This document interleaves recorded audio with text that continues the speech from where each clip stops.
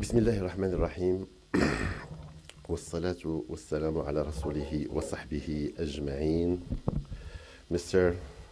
President of the Renew PAC, Mr. Speaker of Ivory Coast, Madam President of International Liberal, my sister Hakima Haiti, Honorable MPs, Excellencies, fellow Liberals, ladies and gentlemen. Allow me first to express my delight, together with the joy of Mouvement Populaire, Union Constitutionnelle, and the Parti Libéral, as well as the pleasure of President Hakima Haiti, to have the Renew PAC annual conference being held here in the magnificent, colorful city of Marrakesh. Allow me second to thank the organizers, co-organizers, and all those who contributed to make of the Renew PAC annual meeting the event that it is today. The choice of Marrakesh as the venue of Renew PAC annual conference is not haphazard, nor is it fortuitous. Marrakesh is indeed one of the 4 imperial cities of Morocco. The city was founded in late 11th century as the imperial capital of the Almoravid Empire, which is an imperial Berber Muslim dynasty that stretched over the Western Maghreb and the Andalusia, which was the Muslim-ruled area of the Iberian Peninsula. Needless to remind you that the Andalusian civilization stood for 8 centuries in Europe, stretching from modern Spain and Portugal to parts of present-day southern France. Marrakesh, the red sandstone or red city, grew rapidly and established itself as a cultural, religious, and trading center for the Maghreb and sub-Sahara Africa. Late King Hassan II said once, describing Morocco through the analogy of the tree, and he went like, Morocco is a tree deeply rooted in Africa with the leaves stretching over Europe. The idea here is to emphasize both the Moorish influence in Iberia, as you might have noticed in the cuisine, spices, architecture, and much more, as well as the Morocco's ancient ties with sub-Sahara Africa, which go as far back as the founding of the kingdom in the 7th century onwards. This is to say, ladies and gentlemen, that the choice of Marrakesh is to host this meeting is not inappropriate. Morocco is indeed linked historically and culturally to both Europe and Africa. Now, Renew Europe and Africa, reinforcing the liberal cooperation. A striking observation here.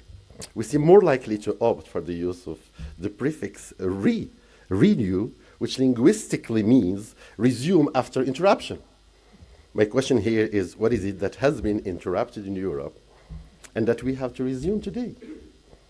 Then again, reinforcing the liberal cooperation. The prefix shows up again, and indicates that liberal cooperation has been weakened, and that we need maybe to roll up our sleeves to make this enforcement happen. The main conclusion here is a prevailing discomfort and uneasiness in both continents, Europe and Africa.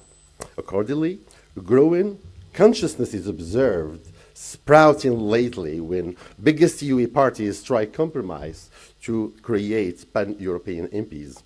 In fact, the biggest EU party families have agreed to push to allow for a so-called pan-European members of the European Parliament, which could further European integration. This move is visibly motivated by the feeling of an easy, anxious Europe that has never been so much in danger, as the Brexit points it out. And as President Emmanuel Macron has warned once, the European trap, according to Macron, is not one of being part of the European Union. The trap is in the lie and the irresponsibility that can destroy it. He carries out by posing the major misconceptions, saying, who told the British citizens the truth about their post-Brexit future? Who spoke to them about losing access to the European markets? It is rejection without alternatives. The angermongers, backed by fake news, promise anything and everything. and getting us to do things that make no sense. And so our democracy. أجد نفسي مضطرا إلى تصحيح بعض المفاهيم، لكن قبل ذلك نود التعبير عن امتعاضنا الشديد كوفد مغربي عن برلمان المملكة المغربية بغرفتيه، واحتجاجنا الأشد لدى السيد الأمين العام للاتحاد عقب كلام صادر عن سيدة البرلمان الأنديني يمس بالوحدة الترابية لبلد عضو ومؤسس للاتحاد وأثناء فعاليات وأشغال الاتحاد.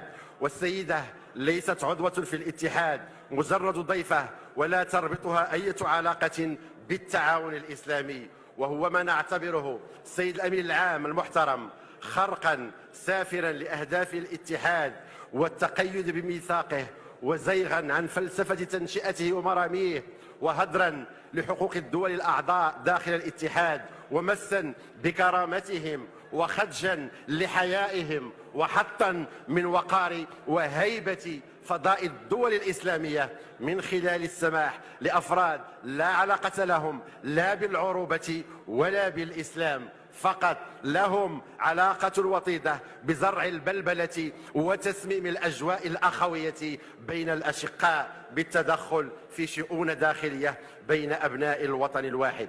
ونهيب بالسيد الأمين العام بالسهر على عدم تكرار هذا السلوك والعمل على سحبه من تقارير اتحاد مجالس الدول الأعضاء من منظمة التعاون الإسلامي. فالمغرب كما الجزائر الشقيقة عانى من نير الاستعمار ونير الإمبريالية، وكان كفاحهما مشترك من أجل الحرية، وحصل المغرب على استقلاله منذ منتصف الخمسينيات، ومنذ ذلك الحين وهو ورش للبناء واستكمال لوحدته الترابية. لذلك وجب التمييز لمن اختلطت عليه المفاهيم بين المستعمر المعمر الطامع في الأرض والمجزئ لها، وصاحب الأرض الذي يسعى للذود عنها والحفاظ على إرث الأجداد من خلالها. ولإخواني في الجزائر الشقيقة أقول: هل كان لا بد للسماح بتعكير هذا الجو الأخوي لبلد جار وأخ شقيق يحل ضيفا بين إخوانه وأخواته بعد حفاوة اللقاء وحرارة العناق وكرم الضيافة؟ لا أعتقد أخوتي أن ذلك كان ضروريا. وسأستعير تعبير للسيد النائب المحترم يوسف الرحمنية عن المجلس الشعبي الوطني لما قال خلال اجتماع للجنة السياسية عقب حديث بين الأشقاء: هنيونا. وهو تعبير دارج في المغرب أيضا، وأنا بدوري وسيرا على قول السيد النائب المحترم أقول لكم رجاء ثم رجاء باسم العروبة والأخوة والأمازيغية والإسلام.